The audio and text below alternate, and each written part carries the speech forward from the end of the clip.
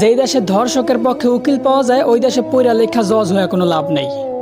মুসলমানদের দেশে নেতা হইয়া যদি আলেমদেরকেই বন্দি করে রাখতে হয়, ওই দেশের রাজনীতি করে নেতা হইলে জনগণের জন্য কোনো ফায়দা নেই। ৯৫% মুসলমানের দেশে যদি মুসলমানদের কষ্টগুলাই তুলে ধরা না যায়, ওই দেশে নামি দামি সাংবাদিক হইয়াও কোনো লাভ নেই।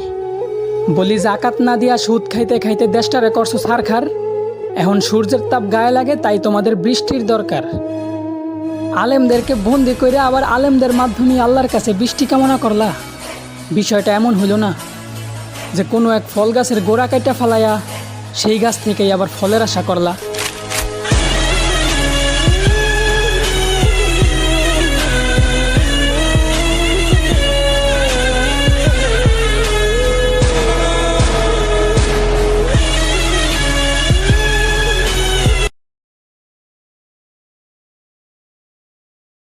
যে সময়ে ৩ থেকে ৭ বছরের শিশু মেয়েরাও ধর্ষণ থেকে নিরাপদ না, সেই সময় দ্বারাও আমরা নিজেদেরকে শ্রেষ্ঠ জাতি হিসাবে দাবি করি। যে সময়ে ফ্রি মিক্সিং ভাবে পড়ালেখার কারণে বিভিন্ন জায়গায় শিক্ষক দ্বারা ছাত্রীরা ধর্ষিত হইতেছে, সেই সময় দ্বারাও আমরা শিক্ষার মানদণ্ড নির্ণয় করি। একদিকে দেশের মান্যগণ্য লোকেরা দেশের গরিবদের দিকে না তাকিয়ে বিলাসিতায় দিন কাটাইতেছে, ঠিক সেই সময় আমরা নির্লজ্জের মতো আবার দেশের রেমিটেন্স যোদ্ধা প্রবাসীদের নিয়ে সমালোচনা করি। হ্যাঁ, এই সময়ও দেশের প্রধানমন্ত্রী একজন মহিলা, কিন্তু তারপরেও দেশের মা বোনদের আমরা ধর্ষণ থেকে বাঁচাতে অসক্ষমতা প্রকাশ করি। বলি মুসলিম দেশে বিধর্মীরা হত্যাকাণ্ড চালায়, তার কোনো বিচার নাই। সংখ্যায় বেশি আর দেশটা মুসলমানদের হওয়া সত্ত্বেও প্রতিবাদ করার মতো কেউ নাই। আসলে আমি মনে করি কি ভাই, আমাদের দেশে ইসলামের পক্ষে সঠিক বিচারই নাই।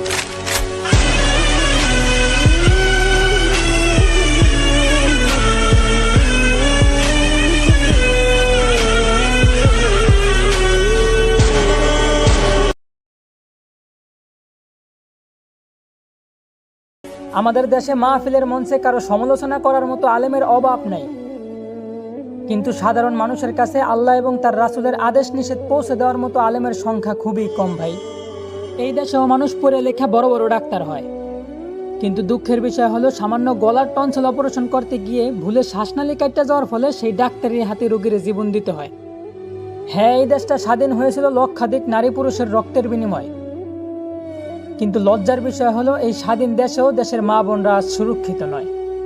সারা বিশ্বের কাছে আজ ওই দেশটা মুসলিম রাষ্ট্র হিসাবে পরিচিত ভাই, কিন্তু আফসোসের বিষয় হলো এই দেশে পরিপূর্ণ ইসলামী শাসন ব্যবস্থা নাই।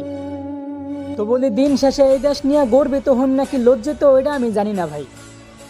তো এতটুকু জানি যে এই দেশ নিয়ে গর্ব করা আর সিটি গোল্ডের চেনরে স্বর্ণের চেন মনে করা দুটোটা একই ভাই।